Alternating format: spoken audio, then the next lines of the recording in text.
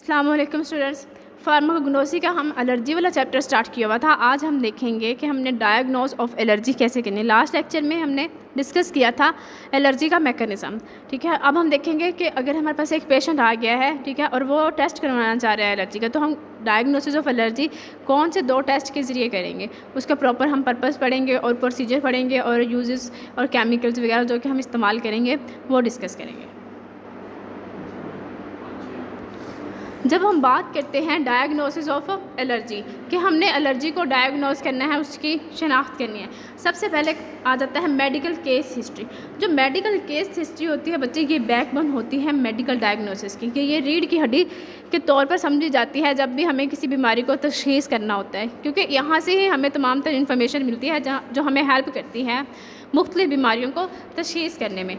In allergy the medical case history can be concluded on the following lines. वो कहते हैं कि अगर एलर्जी की हमने डायग्नोस करना है, तशख़ीस करना है, तो हमें कौन कौन सी चीज़ें उससे कंफर्म करनी चाहिए पेशेंट से। जब एक पेशेंट एलर्जी की डायग्नोसिस के लिए आएगा, हम सबसे पहले उसकी एज के पूछेंगे, उसका जेंडर है, मेल है, फीमेल है, किस तरह की इन्वायरमेंट में वो काम कर रहा है, ठीक है, कहाँ पे रह रहा है, या फिर एलर्जी सिम्टम उसे आ कौन कौन से रहे हैं। जब ये चीज़ें हमें पता चल जाएंगी तब हमें आसानी हो जाएगी, हमें पता चल जाएगा कि हमने कौन सा एंटीजन, कौन सा एलर्जन को इस्तेमाल करते हुए पेशेंट की बॉडी के ऊपर एलर्जी का टेस्ट करना है। साइन एंड सिम्टम से, उसके ऑक्यूपेशन से, उसकी इन्वायरमेंट से, यहाँ से हमें आइडिया हो जाएगा कि पेशेंट को कौन सी एलर्जी हो सकती है।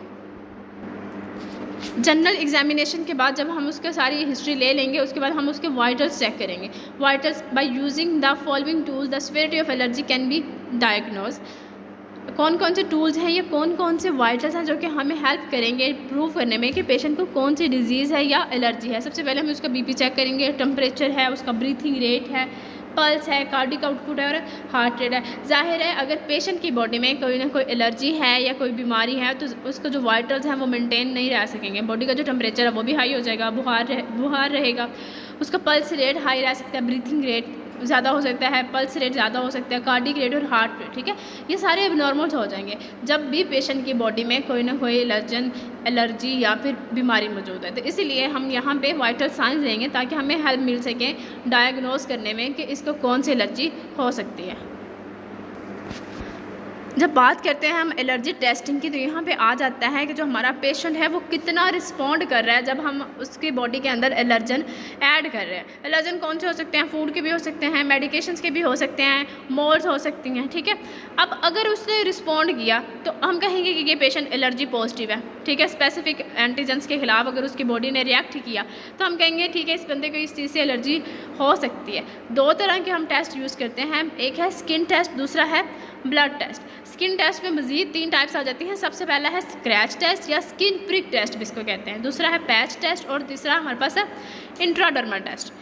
स्क्रैच टेस्ट में क्या करते हैं, कहते हैं testing begins with a prick, puncture और स्क्रैच। सिंपल अगर हम इसको अपने एक्सप्लेन करना चाहें तो हम क्या करेंगे, जो स्किन है उसको थोड़ा सा जैसे कहते हैं खुरदना, कहते हैं खुरद देंगे, उसको स्क्रैच करेंगे और उसके बाद जो स्क्रैच की हुई स्किन है वहाँ पे एंटीजन अप्लाई कर देंगे, ठीक है। एंटीजन अप्लाई करने के बाद हम थोड़ी देर वेट करेंगे, 10 to 15 मिनट्स के अंदर अगर जिस जगह पे हमने स्किन को स्क्रैच करके एंटीजन को अप्लाई किया था अगर वहाँ पे रेडनेस हो चुकी है, स्वेलिंग हो रही है, ठीक है, पेशेंट को वहाँ पे बहुत ज़्यादा खारिश हो रही है, तो हम कहेंगे, हमें पता चल जाएगा कि पेशेंट को इस एंटीजन से एलर्जी है, ठीक है। और कौन कौन से एंटीजन इस्तेमाल करने ये कहाँ से हमें पता चलेगा, पेशेंट की मेडिकल हिस्ट्री से, ठीक है। If the skin redness and are importantly if it's swell, अगर वो सूज जाएगी then it test is positive. और अगर इस तरह का कोई भी साइन एंड सिम्टम नहीं आएगा 10-15 मिनट गुजरने के बाद, तो पेशेंट क्या होगा, नेगेटिव होगा, ठीक है, उसको इस चीज़ से एलर्जी बिल्कुल भी नहीं होगी।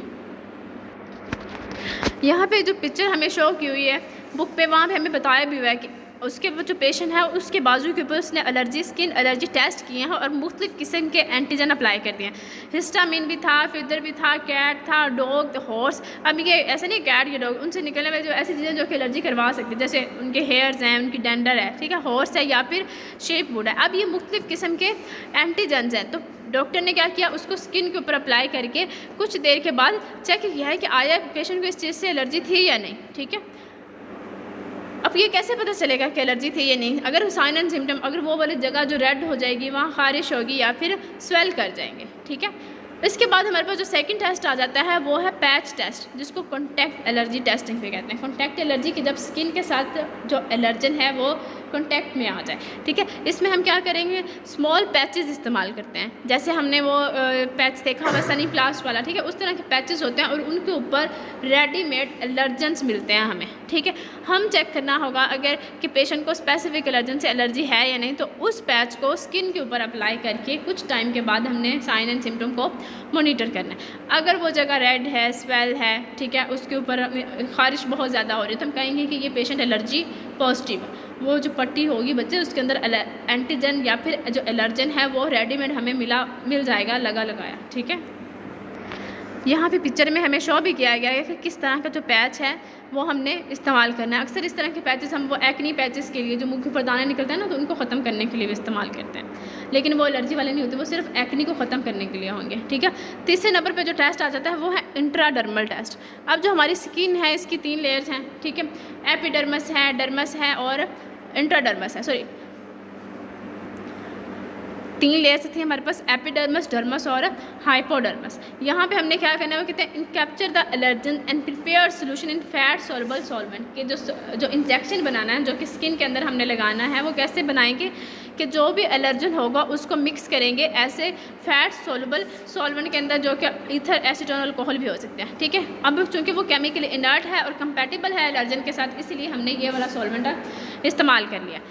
इसके बाद हम क्या करेंगे, वो कहते हैं in this 0.1 ml of allergen solution is injected into the dermis और एपिडर्मस, ठीक है। अब इसमें से उस इंजेक्शन के ज़रिए 0.1 ml जो सोल्यूशन होगा, जो कि हमने प्रिपेयर किया है, जिसके अंदर एलर्जन मौजूद है, उसको अपनी जो स्किन की लेयर होगी डर्मस या फिर एपिडर्मस, उसके अंदर इंजेक्ट कर देंगे। वो कहते हैं if there is any kind of allergic reaction occur then patient is has positive test, ठीक है। अगर वो कहते हैं कि अगर किसी किस्म का भी एलर्जिक रिएक्शन आया तो हम कहेंगे कि पेशेंट को इस चीज़ से एलर्जी थी, ठीक है। स्किन की जो लेयर्स होती हैं, सबसे पहले हमारे पास आ जाती है एपिडर्मस, डर्मस और हाइपोडर्मस। तो हमने इंजेक्ट कहाँ पे करना है, ऐसा सोल्यूशन जिसके अंदर एंटीजन मौजूद है स्किन की एपिडर्मस या फिर डर्मस लेयर के अंदर। फिर कुछ टाइम्स के बाद हम नोट कर लेंगे कि अगर साइन एंड सिम्टम आ रहे हैं तो हम कहेंगे कि पेशेंट एलर्जी पॉजिटिव था। सोल्यूशन कितना इंजेक्ट करना है, 0.1 ml, ठीक है।